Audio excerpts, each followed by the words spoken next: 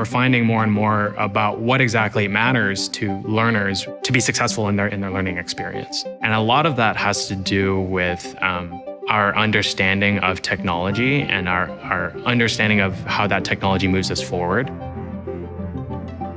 We have just so many projects, so many things to work on, really meaty problems. The problems that we are trying to solve have not yet been solved in a way that you can find an example for.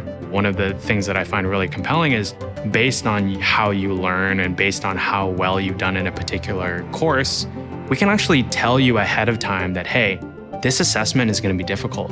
You should probably review this material. And we'll tell you exactly which material to review.